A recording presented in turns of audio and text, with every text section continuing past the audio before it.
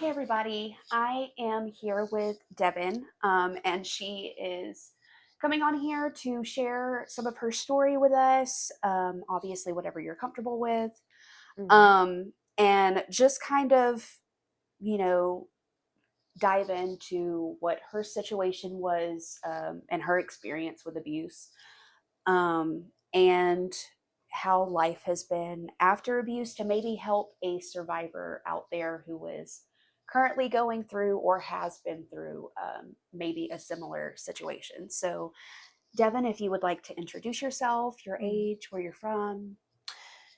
So, I'm Devin. I'm 23 years old. I was born and raised in McMinn County, Tennessee, more specifically Appalachia. Yeah, I currently reside in Bradley County. I work full time EMS there. that is awesome. And now, before we get into your actual story, um, obviously depending on what age it was when it started, Mhm. what give us a little bit of what your life was like before the abuse had started. So, I feel like it's important to kind of set the stage for how this all began. More so, Yes. uh, what I feel like contributed heavily to how things went the way that they did. I grew up in a strictly evangelical household. Same. Yeah. Uh, I was in public school until second grade. By second grade, I had been pulled out of public school and I was homeschooled from there on out, from second grade on through high school. Yes. And I feel like we could have done more to socially acclimate my family, more specifically my siblings, Yes. because outside of maybe church here and there, we had nothing. I had no contact with the outside world or people my age Oh my until I gosh. entered the workforce at the ripe age of 16. Yes. So that definitely set me up for things like not being able to appropriately set boundaries or like stick up for myself, Yes. especially if you're a child with like autism, ADHD, Yeah. OCD, religious anxiety. Yes. Uh, yeah, that's kind of like the broad outline of how I grew up. Okay. And now, about what age did your abuse start? Was it right after you had gotten into the workforce, or? So, the thing is, I'm 23, so I grew up more so probably when I hit the age of like 11 years old. I got like my first iPod Touch, for Yeah. example. So I was learning to navigate the internet, right? Yes. And I mean that was really cool sometimes. Other times Yeah. not really. Yeah. Uh so about the time I hit 12, I was into this awesome show called My Little Pony Friendship is Magic. Yes. I also had a knack for drawing. Mhm. And what I would do is I had this stupid little app called like Doodle Club. I don't even think it exists on the Yeah. App Store anymore. But you could draw pictures and you could post them on like this rudimentary social platform. And about that time, I was gaining like a small following for these awful little My Little Pony drawings I was Yeah. doing. I was kind of good at it, but also, about as Oh good as any yeah. 12-year-old could be. And I thought that these people would, they'd message me every so often on this little app. They'd be like, hey, can you draw like my OC? Here's like the description of it. And I'd be like, sure. And other times I'd get messages that'd be like, hey, I would love to be your friend. We could talk more about like doing a stupid little comic together. If you just want to download Kick and we can talk there. We didn't discuss My Little Pony. As it turns out, Yeah. I found out pretty quick, fast, and in a hurry that Kik was really not all that great for making friends or whatever. No. But I'm 12, you know? Yeah. So at the age of 12, I was introduced to like really graphic pornography, and not even like explicitly porn pertaining to actual people. I mean, like, even with ponies in it. How fucked up is that? Yeah. The one thing that was your interest being Yeah. turned into something sexual. Yeah.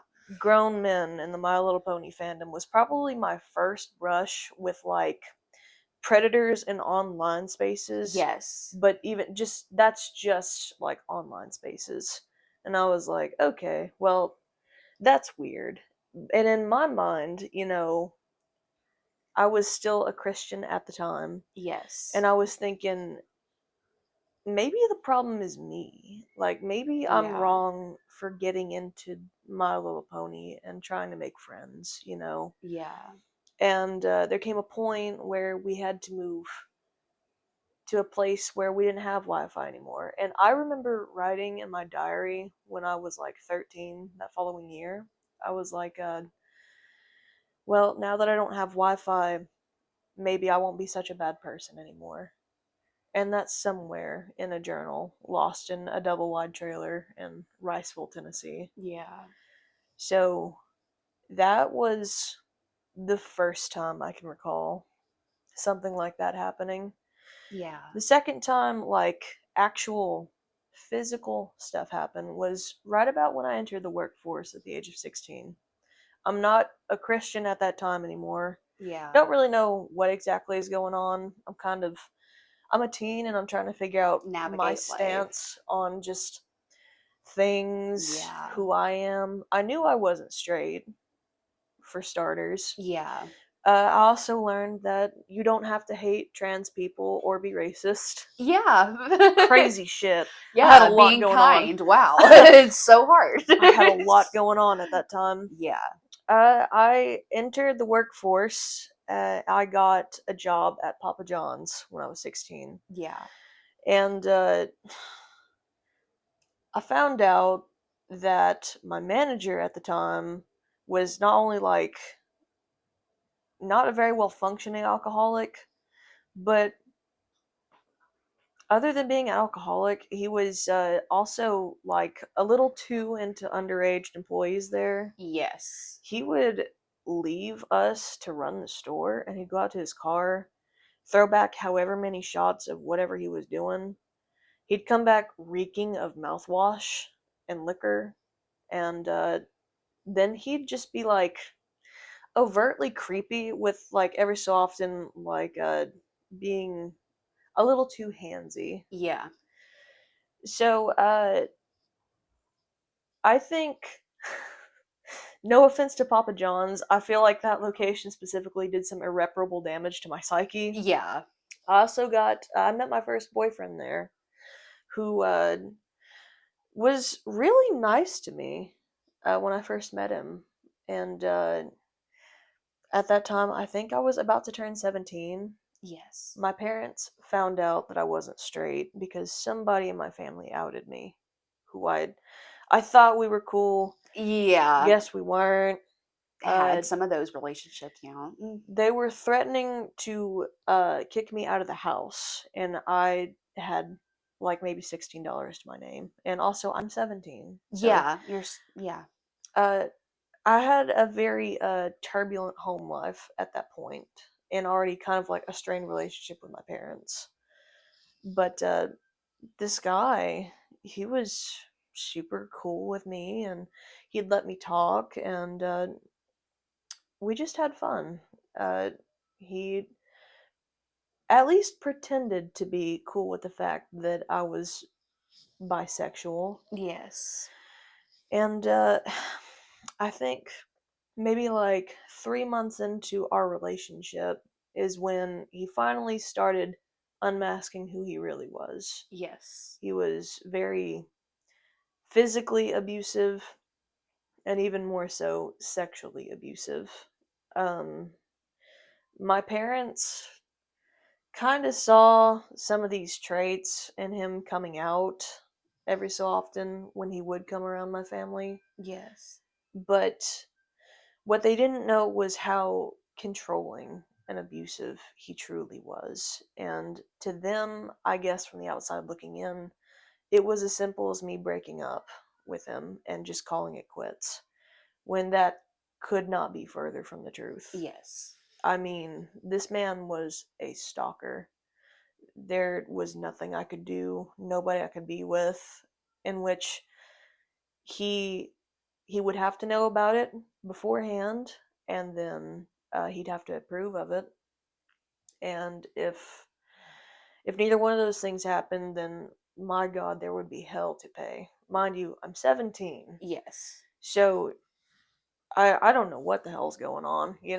Like, my Yeah. family hates me, and I thought this guy cared about me. He was my friend, or so I thought, and now it's like the whole world's falling apart. Um, I made an observation when I got a little bit older that this man, more than likely, I say man, this boy, who was also 17 at the time, Yeah. was not only like incredibly mentally ill, but he more than likely had a pornography addiction somewhere. Yeah. It's pretty ironic because he was the type of person that there's absolutely no sexual content out of whatever you get from the relationship, especially porn, because that is Yes. cheating. And I know everyone feels different about that, but I mean, sometimes you can just tell when someone, that they have like this brain rot in them from Yes. porn. Yeah. They, like, not even just objectify women, it's what they expect sexually from their partners, and also the way they objectify everybody, their own Yes. friends. Yes.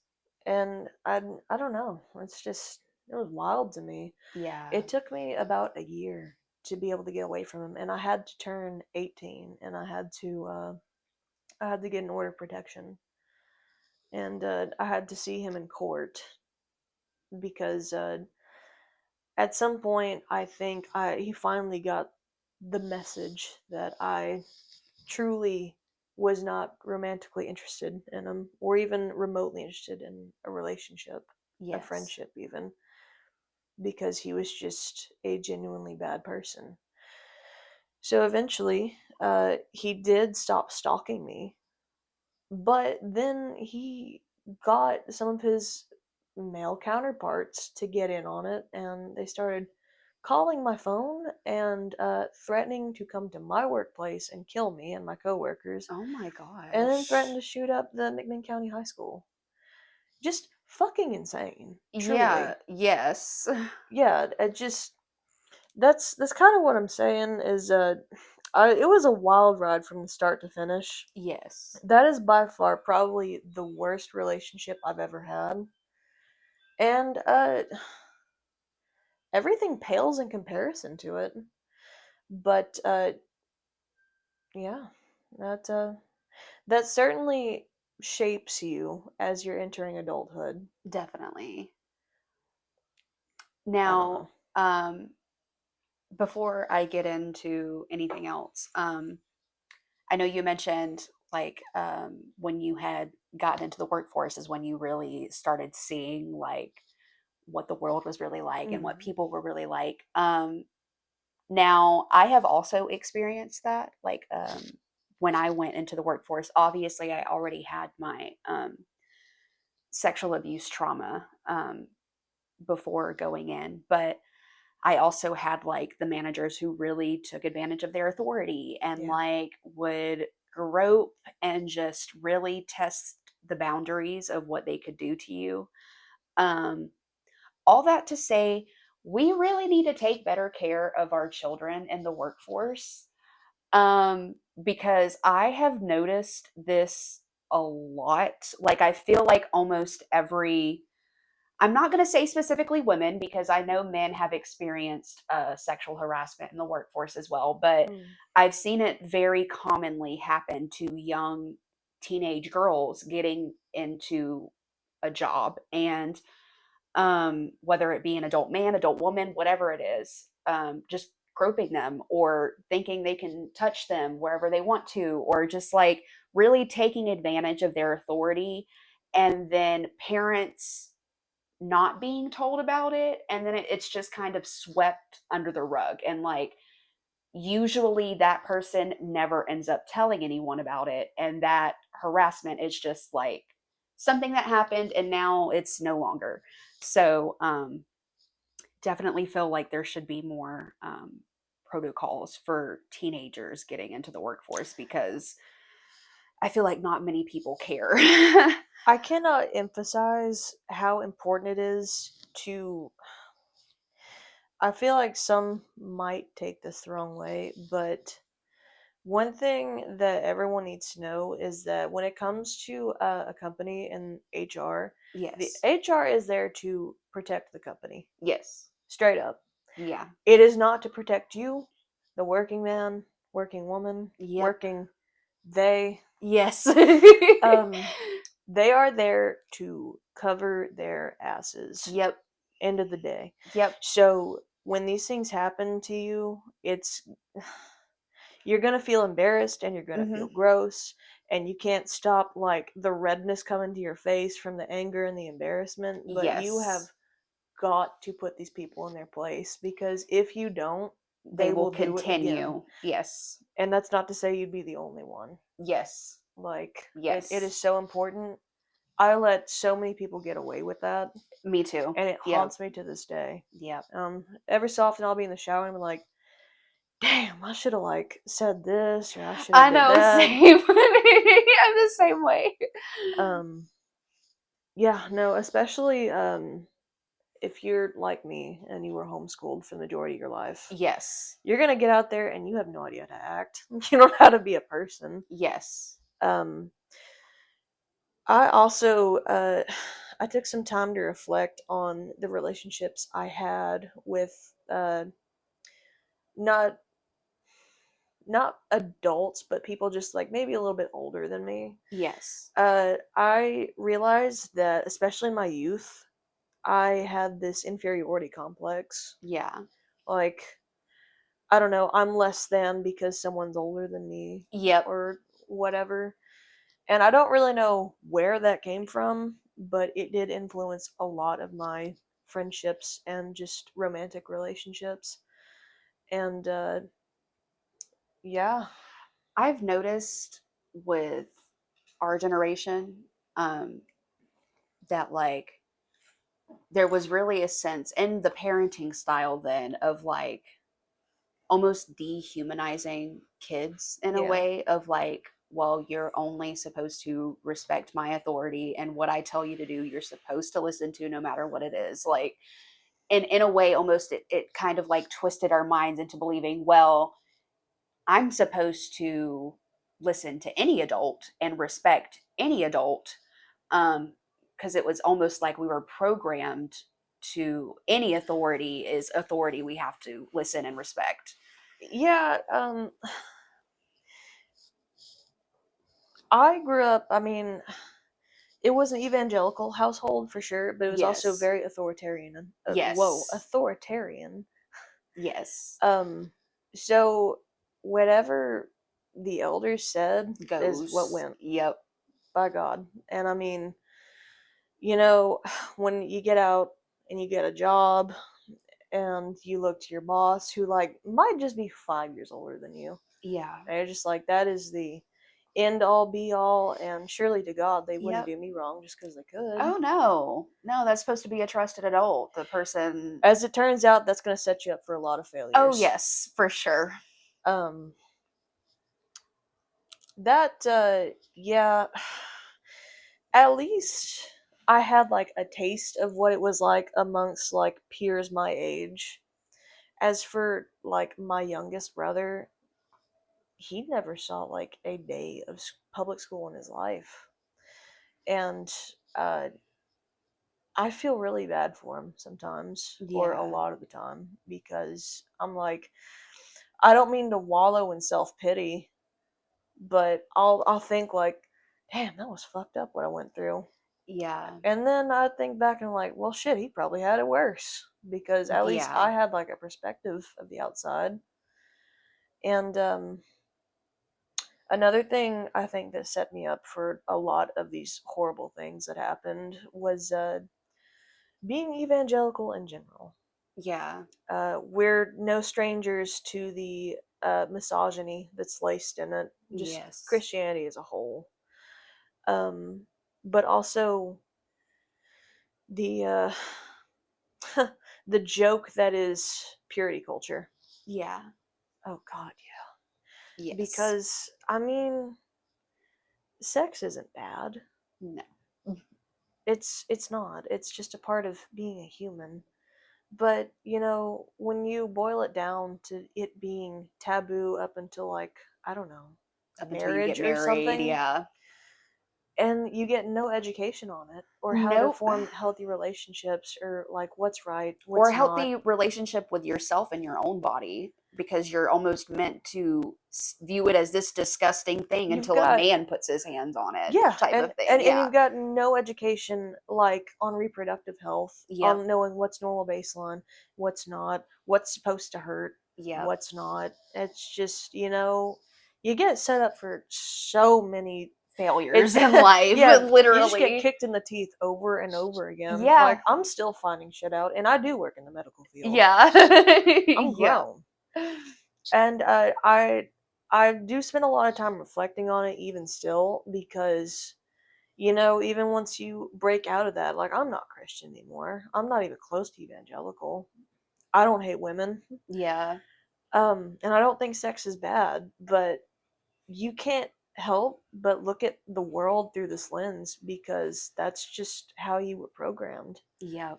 And that's just the sad part of it is even once you're out, you're going to be spending the rest of your life trying to get out of Rewiring it. that. Yeah. Rewiring And your brain too. it's discouraging, but also, like, I hope everyone knows that it's okay because Yep. not one of us is alone in that. And I take such great comfort in the fact that there's so many other people out there like me. Yes. But Who haven't come to realizations like you have yeah, about it. Yes. I That are know. still living in it, probably. And I hate it. It really hurts me, especially. I think I try not to generalize. I really don't. Yes. I don't want to be a hateful person, but when I do meet evangelical people or just Christian people in general, I get kind of like uncomfortable sometimes because I don't know how far they've taken it. Yeah. Um, because it has done a lot of damage to me personally. Uh, hell, I mean, like, even the last church that I went to was Omega Center International in Cleveland. Yeah. Perry Stone's church, the guy that's That been outed sounds. as like a Oh. sexual predator. Yeah. Oh my God. So, I just be behind on the drama that goes on in Cleveland. So. I mean, Yeah. once this came out, I was like, yeah, well, go figure, right? Right. Like another predator. It's How. it's a breeding ground for just Yes. awful people. And I'm not saying that they're all awful, but it's just like it's like playing Russian roulette sometimes in my mind because I'm Yes. like, Who do I you don't, trust? yeah, Yeah. like just how far have you gone? Like, are Yeah. are you still sane or are you like dogmatic Yeah. and you've drank that Kool-Aid and you hate yourself, you hate the world, Yep. and it's I don't know. I'm just very careful about associating with people like that Yeah. because I don't know. I'm not trying to relive stuff. Oh no, I get that. Yeah. But that I think that was a major pitfall in just some of the background leading up to the horrible things that happened. Oh, for sure. Now, with your boyfriend at that time, was that the only abuser that you had of physical sexual abuse, or? There was one after. He was older than me. I think he was like 4 or 5 years older than me at that time. After I left, that first real boyfriend I ever had. Yeah. I'm excluding online stuff. Not to say that Yeah. it's not real and not traumatic, but just real hands-on stuff like Yes. someone has hurt me. The second time I was 18. Yeah, 18, 19, something like that. Yeah.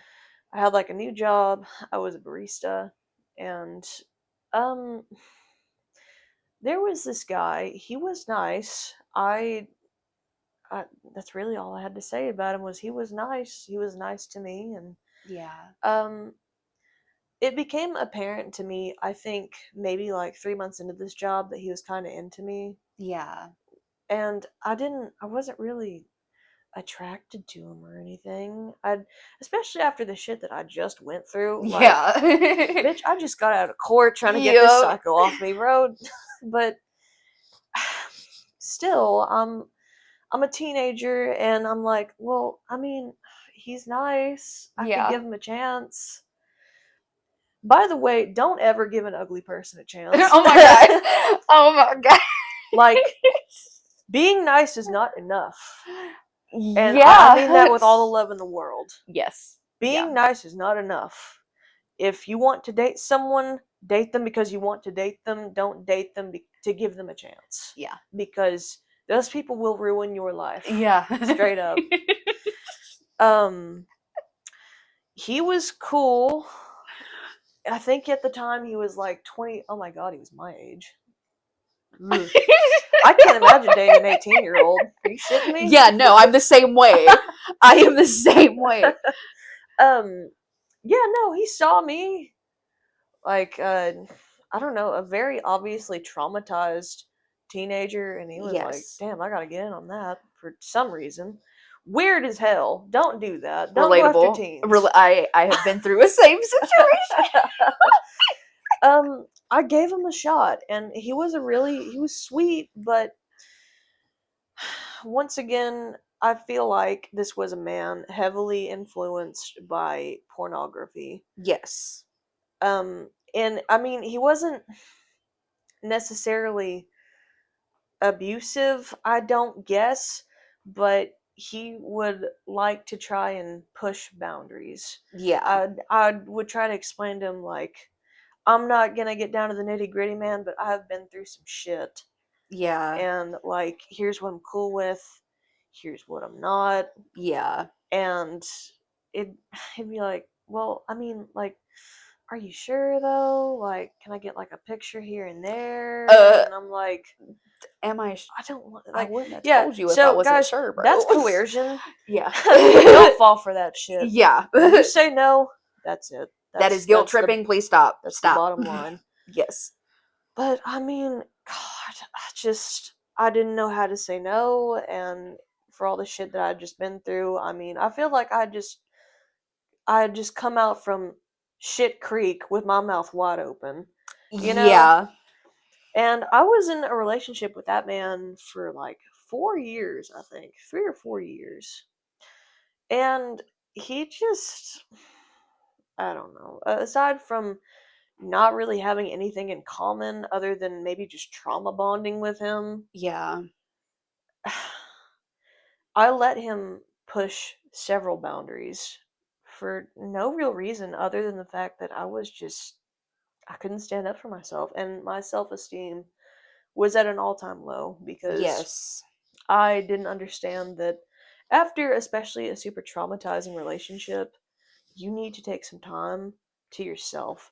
Never mind Yeah. the fact that I was just a fucking teenager. Like, it's not like Yeah. I was fresh out of the house trying to find a husband. You're not mid-20s now. Like. I didn't understand that I needed to take some time to heal from everything that I'd just been through. Yeah.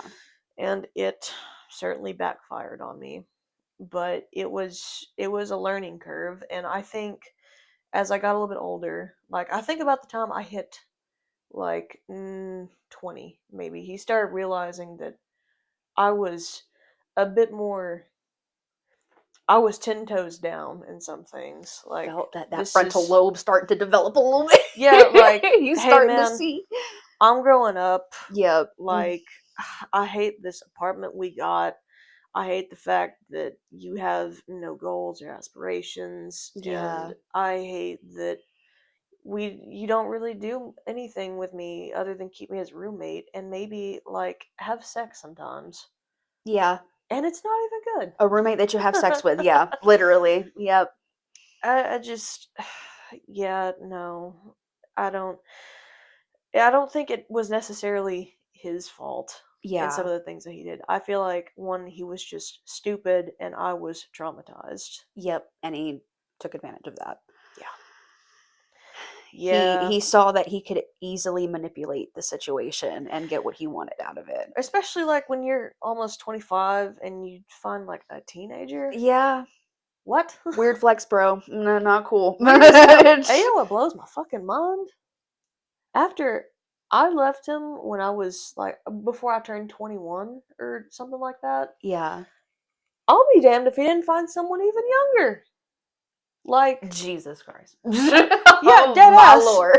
And he No, you got with didn't. her like less than a week after we split up. I was like, "Are you shitting my dick right now?" Oh my god.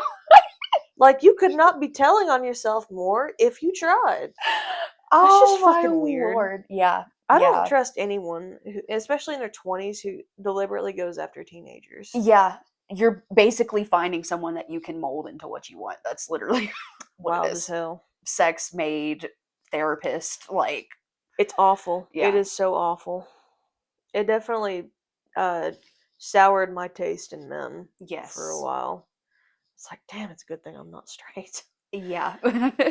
I mean, yeah, no, that I think that made me mature faster in a way. Yeah. I think I just started seeing through people's horse shit a lot quicker, Yeah. especially after the second time. But yeah, So basically, with that situation with him, it was more of a like guilting you into definitely coercion. sexual situations. Yeah, a big thing was especially with that very first boyfriend I had. Uh, he would frequently ask for like photos or videos of me. Yeah. Mind you, I was still a minor at the time, Yes. and I wasn't really comfortable doing that. And I did vocalize that, and my God, like the backlash I would get. Be Yep. like, well, maybe you just don't love me, The guilt tripping. Yes. or I hate. Oh my I God. just. That would get so annoying. Yeah. So there was the fact that it still lingers in my mind that more likely than not, there are probably still photos of me out there at like the ripe age of 17, just like explicit photos Yeah. and videos. I wouldn't doubt it if it's the same for me as Not well. taken with Yeah. my consent, mind Yep. you, but probably distributed more than likely because that they were taken by a very vengeful man. So when you go on to the next relationship and he also wants like lewd content like that, and you vocalize, I'm not really cool with that because, bad things have happened. Yep. And it's like, please, Yeah. please, Yeah. go to hell with that. Yeah. Don't ever. Literally. Yeah. That's just, oh God. Yeah. Yeah. So, yeah, no, the second one wasn't as vindictive as he was just kind of dumb, but also manipulative. Yeah. So, I don't know. That's really like some of the worst stuff, like the physical stuff I can think of Yeah. that really shaped me as a person. Which I Yeah. mean, who wouldn't that affect? Oh, definitely. And now, with your abusers, did you end up telling somebody about the abuse, or and did they believe you when you told them? What was that kind of situation looking like? So, with the first situation I had, I was a teenager, still living at home. Yes. Um, Things had gotten a little bit better just because of the fact that at that time I had a boyfriend, and my parents thought that since I got a boyfriend, I must be straight now. So I'm fixed by the grace of God. Mm, Um, yeah. every so often, aside from behaviors that they would visualize when he would come around to my house, Yeah. I would say, I'm not the kind of person to be outright and say, like, I've got this and this that are fucking with me right now. Yeah. Instead, every so often I'll be like, I've kind of got this little thing going on. This is how it's got me feeling. And they, specifically my mom, would be like, well, you should probably just break up with him. What they didn't know, or kind of maybe just chose not to acknowledge, was the fact that I really couldn't leave for the threat of him killing me or my family, which he did threaten to do a few times. Yeah. So I wasn't just scared for me, I was scared for them. And they wouldn't take it seriously. In Yeah. their minds, and probably still to this day, they thought of it as more like a Romeo and Juliet sort of situation where I was just so lovesick, despite even after some point, my parents were like, "You can't see that man anymore." And I'm like, "Well, that's great, but I have to find a way to sneak around and see him, or he's going to flip shit and kill me, Yeah. or kill you, kill my friends that I've got, whatever friends I did have that he would allow me to have." That, Very that was just, controlling situation. it was fucked up. It Yeah. tormented me, truly. I went days without sleep because I would have to find a way to talk to him and keep him kind of sane somehow, some way. But to my parents, it was more like I was just sneaking around being a punk ass teen because I could, Yeah. rather than being scared for my life or someone Literally else's. doing it for the thought of So saving your life. I did try telling my parents in a way, and instead of like taking it seriously, it was more like, maybe you should stop being Billy Badass or whatever and just do what I say instead of taking it Brush seriously. it off instead of doing something about it. It was not taken, oh, sorry. It wasn't Yep. taken seriously until the day that he had a friend call me and threatened to not only bring a gun to my workplace and kill me, but also shoot up McMinn County High. And I told my mom outright, like, this is what I have been dealing with. He has threatened to kill me so many times. And now, like, he's threatening to make the news. Yeah. So at that point, I think it kind of sank in for my parents just how serious it had been getting and what I was going through. Yeah. And after that, the authorities were involved. Um, but my family's also not really the type to touch on sore spots. Yep. Like, it's pretty obvious that they kind of fucked me over a little bit. Yep. That would mean also taking accountability for the things that they Yeah. did as well. Yep. And so rather, instead of like being like, "I'm sorry, I didn't realize this is what was going on. Yeah. If there's anything I can do now," you just don't talk about it. Yeah. And it does suck, but you know, that is what it is. Um, I mean, as for like the second situation, it was more like, "Devin, you're with a loser. Yeah. Like, just, you can do better." Yeah.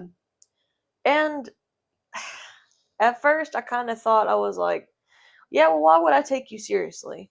Because you didn't take me seriously when it mattered. Yep. And my life isn't in danger. And yeah, this guy, he does suck, but also, like, he's nice to me sometimes." Yeah. So I needed uh, I needed people to help me realize my self worth and self esteem, and I had to find it within because I Yeah. wasn't getting it anywhere else. Yeah. So yeah, to make a long story short, I did tell people, but it certainly didn't go to plan, to Yeah. say the least. So Now, I know you said the relationship you had when you were 17 was probably your worst experience. Now, is he someone that you still see occasionally, or has he moved away from the state, or the first one or the second one? the first one?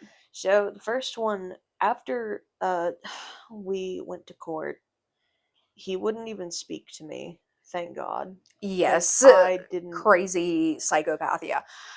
Fuck that. I remember being 18 years old and walking into the courtroom And I went by myself. I don't know why nobody went with me, no parents or anything, but I went by myself and I was so scared because that was the first time in weeks, maybe even months, that I'd seen him. Yeah. And I was thinking like, my God, what if this doesn't mean anything?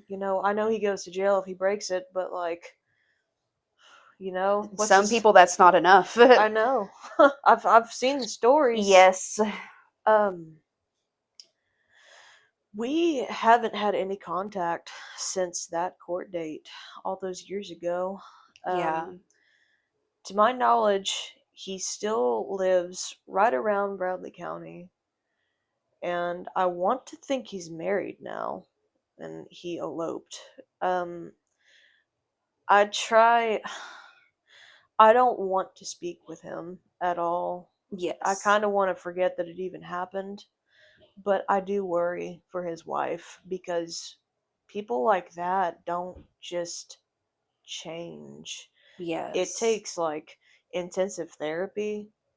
In my mind, he probably actually needs to be put on Prozac like I am, because some of the things he exhibited, some of the behaviors and the thought processes were like very similar to OCD. Yeah. And I don't know. Come to find out, you can't make people fix their mental health. Yes. That is a decision they have to make themselves for sure. Yeah. Speaking of court dates, I actually have one upcoming on the 8th here pretty soon for another stranger that groped me while I was working on shift. Oh my gosh. Yeah. every time I've been to court now, it's just been for like people fucking me over. It's crazy. Yeah. Crazy as hell. And this was recent? Yeah, this actually happened like a year ago. Oh my gosh. Was this still while you were was this the EMS job or was Yeah, this a different? this Okay. was with Bradley County Okay. EMS. Just weird as hell. I was it was over the summer. I got a call out for like a welfare check on a man who was having some kind of like a mental episode, I guess. They said Yeah. his mom died a few weeks ago. Oh wow. I get it, that can be pretty rough. I'd probably lose my shit too. Oh yeah. But they said, well, he's also probably like taking something and he's like naked and walking up and down this neighborhood. We don't even think he lives here. And I'm like, okay, well, that's a bit much. Yeah. I pull up to the function. Yeah, he's butt ass naked, and he's taken something probably akin to like fentanyl. I gave him Yeah. Narcan, and I take him to the hospital.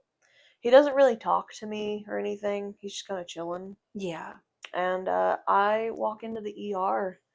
I go to check him in, like I do with everybody. Yes. And I think I asked him a question or something. Mhm. Probably just checking on him. And I would be damned if he didn't just like reach out and grab my breast. And then he smiled at me. And I raised hell in this ER. I was like, absolutely fucking not. And I'm like yelling, and there's like doctors and nurses everywhere. The They, they, pro- audacity. they probably thought I was tweaking. Like, I probably need the Narcan or something. And I was like, he just fucking grabbed me. And I was not letting this slide. I was doing justice for all of my teenage years in which Yes. horrible things have happened to me, and I let it go. Just yeah, no, I was not. Um, don't know why he took it upon himself to try and dart out of the ER, still butt ass naked. Oh my god. A cop goes Like a cop would, yeah, like a cop wouldn't pick his ass up as soon as they saw him. Like, even crazier than that. A cop is like, "Hey, stop!" And he's like, "Okay," and he just stops in the parking lot, butt ass naked, and he's like, hands behind his back. That's it. That's it. I was like, what the fuck just happened? I don't know. I'd be listening to my own story, and then I listen to other people's stories, and I'm like, did we all just experience crazy ass shit? Like, I don't know. Like most of the psych people that I deal with are actually pretty cool, aside from being like off the shits occasionally. That's the yeah, first time one has like assaulted me, let alone sexually. I was just like, And could have probably already been a "M- fucking perv, but I mean, maybe we don't know. We don't know. Maybe it was just, I don't know. But yeah, that's a very unique and weird waited situation. waited a year for a court date to come around. Yeah, that sounds about right. Yep. The officer who caught him was like, "Well, do you want to press charges?" And I was like, "Hell yeah, Yeah. hell yeah." Um, I will say, I feel like everybody and their mother knows this, but the justice system is heavily stacked against us when it comes to seeking justice for, especially like sexual crimes or Yes. sexual violence.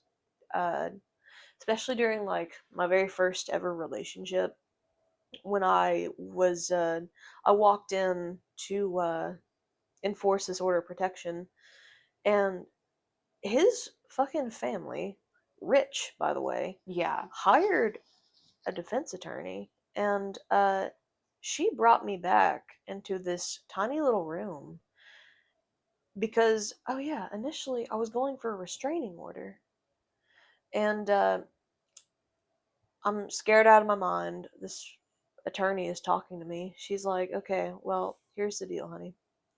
I don't doubt what you went through was tough, but you need to understand, if you get a restraining order, it lasts this amount of time, and I need you to understand that he's going to have a felony after today. And if you go with this restraining order, he's never going to be able to have a weapon again. As if that was supposed to fucking discourage me. This was the one when you were 17? I was actually 18 at this time, yes. But yeah. The I man was threatening to kill you and other people, and she thought he he needed to have he a had weapon in his possession. he'd already pulled a gun on me before. Like uh I Oh, remember you want to put other people's lives at stake. Okay, cool. I remember Like, thinking, I was what? like, respectfully, you stupid bitch. He Yeah, doesn't need a weapon. He's no. fucking insane. But, once again, I'm scared and I'm 18, and I let them talk me down to an order of protection, which only lasts for like a year. Yeah. And I, I think about that a lot. I try not to feel guilty because of it. I'm like, that man doesn't need a firearm Yeah. at all. No. And I shouldn't have let that go. But bygones are bygones, I guess. Um, but despite the uh, almost said judiciary, despite the justice system being kind of rigged against us, I do feel like it's important to be persistent no matter what. Oh, Like, yes. Oh, don't yes. don't let people talk you down or downplay what you've been through. If you've got evidence, for the love of God, keep it. Yes. uh Out of fear and, I don't know, embarrassment, I deleted phone calls which could have been used in the case, text, Yes. because I wanted to separate myself from it so bad. I just wanted to be normal, Yeah. and I could have used it. And I don't know, I was just scared. So I understand wanting to put space between yourself and the situation, but don't delete things. Do not. Yes. Yes. Um, and don't let people convince you that it wasn't that bad. If they keep trying to reschedule the court date, Keep show up. pushing. Keep pushing. Show up anyways. Yes. And it's gonna suck, and you're gonna be nauseous the whole time. But my God, it will be so worth it. I promise. Yes. And will keep them from harming or messing up someone else's life completely Absolutely. as well. If nothing else, make them pay for it. Yep. Yep. Be the karma. Be the karma that they need.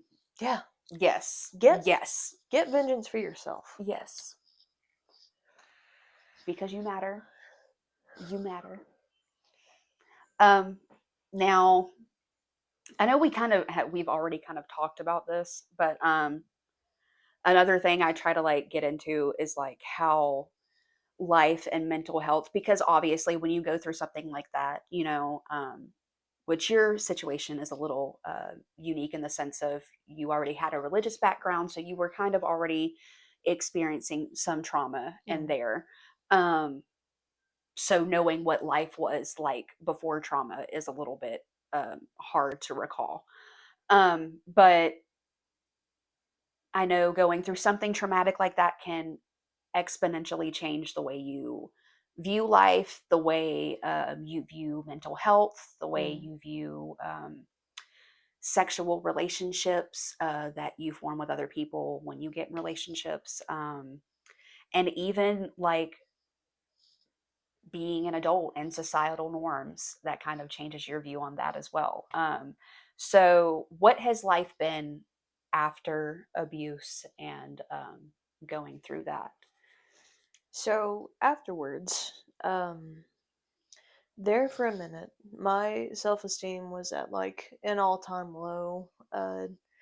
In the sense that I didn't not only just not think highly of myself, but also I was afraid of taking up space. Yes. I didn't want people to notice me. Yep. I wanted friends, but also like I was kind of scared of people masking as a friend with Yes. instead of like romantic intentions or worse. Yeah. Um, I struggled for a while with that, and I kind of learned to pick up on little inflections in conversations that I would have with people. Pattern recognition. Yes, Yes. heavy on pattern Yes. recognition. Yes. Um, my anxiety did spike there for a minute, which I mean, I've got OCD anyways, so it's not hard to Yeah, spiral at all. for sure. Um, the depression part, I found that it got really it has a pattern of tending to get worse when I'm in committed romantic relationships. Yes. Not even because it's bad, but I don't know, maybe just because you're just with a person long term All the time. Yeah. all the time, and like maybe there's just like a seedling of a thought in there that's like, is this all that I'm worth here and now? Yeah. I don't know. Um, it took quite a lot of. I spent some time meditating and also just reflecting on things that have happened. Yes. What what I can do to prevent certain patterns that I find myself engaging in, like self-destructive behaviors. Yes. Um, I try not to associate with people that I've got nothing in common with. Yeah. Even as friends, like you could be nice to me, but that doesn't mean we need to be anything more than acquaintances. Yes. I have found that making friends with people that I do not have to mask around, because that alone takes so much energy out of me for sure. For a long time, I wasn't very forthcoming with my opinions on things because I don't know. I guess I was scared of being perceived Yeah. in Yeah. general. Literally same. Yeah. And now that I'm older and that my brain is kind of taken a different shape, Oh um, yeah. I do take up space and I speak louder. I speak Yes. from my chest, and I'm not afraid to make people upset. Yes. I would kind of prefer not to if I can help it, but also, like, if you're getting mad over my existence or the existence of someone else that I love, then I don't know, the door's there. Yeah. You know, I think I am a bitch now, but in a good way. Yes. I'm not Rightfully so. I'm not outwardly spiteful, but Yeah. also like I'm a person, you You know? you stand up for yourself. And growing up, especially in the authoritarian household that I did, especially when you've got at least one parent with an untreated mental illness of sorts who doesn't believe in like medication or therapy, Yeah. uh, you learn to gauge people's emotions and reactions to things, Yep. and also how to, I don't know, adapt to the environment. Yeah. Uh, don't talk about how you really feel. Yeah, no. And don't really talk about the things that you like. Just be Be happy. nice, be quiet, Don't be sad. and be out of the way. Yep. And I found out that not only did that influence all of my relationships, friendships, or romantic, but it influenced how I was living. And that's Yeah. actually a very, very miserable way to live. Uh, always be unapologetically yourself. Yes. Always, no matter what that is. Yes. Um, I, having grown up as isolated as I did, uh, that would mean that my peers were mostly my siblings and my parents. So, whatever your parents had going on, or my parents had going on, heavily influenced how I grew Yes. up and Yes. just how I treated other people. And it is a good damn thing that I moved out when I did. Definitely. So that's kind of what it's been like since. I've Yeah. just learned how to take up space and be somebody. And I love that for you. I love that for you. Took a while. Oh yeah, it definitely took um, getting out of my last marriage and kind of taking some time for myself. And during that time, I was going to therapy as well. But just going to therapy, having some breakthroughs, like really just getting down to like the nitty gritty of things that I didn't really want to accept about myself, but needed to accept so that way I could heal those things and learn new ways to cope, and get rid of those like unhealthy coping mechanisms. And like, I know right now, my main thing that I have been working on has been like emotional regulation. Like I'm bad about like if I get really overstimulated or overwhelmed, like kind of having a mental like Yeah, breakdown in a way.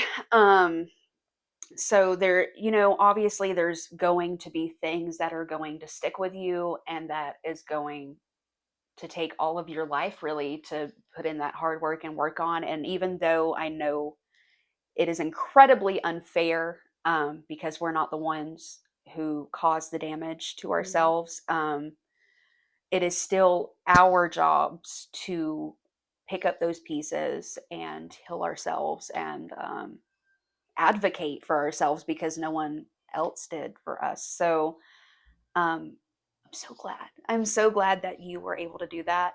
Um, and thank you so much for coming on here. well, thank you for having And me. yeah, of course. I love that I get to talk about this. Oh, yes. I feel like a lot of people harbor shame in things like this, and I mean, Definitely. it's not fun to talk about. Like It's not, no. I don't think anyone else enjoys like, hey, here's this really shitty thing that happened to me, Yeah, like the worst year yeah. of my life. But like it or not, that did influence who you are today in some Yes. way. Yes. And I mean, don't let it ruin you, but maybe just, I don't know, Let it shape you. let the flowers grow from the darkest parts of you, damn it. Yes. Concrete flowers grow, baby. Yeah, exactly. Be a fucking dandelion. Yes. Yes. Yes. That's the best way I can put it, you know? Definitely. Um, but yes, thank you so much for coming on here and participating, because I'm sure I've said it before, but this is something I've always wanted to do. And I always thought like the only way that I could ever advocate for sexual abuse survivors was just by going to school and getting my degree and making a career out of it, not realizing that we are like in a day and age where social media is like a huge platform for people, and reaching like nationwide people all across the world. So, and even then, like, I don't think you necessarily need a doctorate to just, I don't know, make a difference. I've come to find that definitely providing a space for someone to talk and just listen, yes, that does wonders. I mean, it doesn't solve problems all the time, definitely yes, but it gives you space. It gives you to make it something. a conversation. for Yeah. sure, because I know that there's awareness, and I know that there are probably programs out there for people to reach out when they need help and stuff. But I feel like the more it's talked about, the more it's not. I don't want to say it's normalized in our society, but it's almost kind of like a situation where it's just pushed under the rug, and no one really wants to talk about it because of how uncomfortable of a topic it is. I will say one of the hardest parts about coming to realize the situations that I was in, I convinced myself that, well, I mean, it's not great, but it's not like this bad yet, or like I Yes. can't call it abuse because like X hasn't happened yet Yes. or Y hasn't happened. And meanwhile, like, you can't just say you're not having a bad day because someone out there is having it worse. Same thing, like what you're going through can Yes. still be abuse, and even still it might not be like physical abuse. It might not be Or like, someone's specific definition of what abuse yeah, is. Yeah. it's different, but at the same time, like, trust your gut, because I have also learned to trust my intuition a lot more because Yes. of all these things. And I've come to find that, like, yeah, your head might be telling you, like, well, it can't be abuse or it can't be this bad because, da da da. But at the same time, like, when you feel it in your core and in your heart, that's how you know. Yes. You know it when you know, straight up. I feel like even when you don't know, in a sense. It's Yeah. There's always this very unsettling feeling. Your body tells you before your brain Oh, really yeah. tells you, for sure. And if nothing else, like, the body does keep the score. Yes. There will be physical signs, not necessarily of like physical abuse, but like, my God, you're gonna either like gain a lot of weight or lose a lot of weight. Yep, that You're gonna break cortisol. out. Yep. Yeah, no, if your nervous system cannot regulate itself, then it's more than likely time to just kind of collect yourself and reflect on some things, Yes. because something is amiss somewhere, and you probably know it even if you don't know it, like you said. Yeah. So, Because I know for some people that's not it's obviously, for any situation, it's not an easy truth to come to. oh And I yeah, know specifically in situations where that is a trusted person in your life, or a relationship of someone you're supposed to be in love with and who's supposed to be a safe person for you.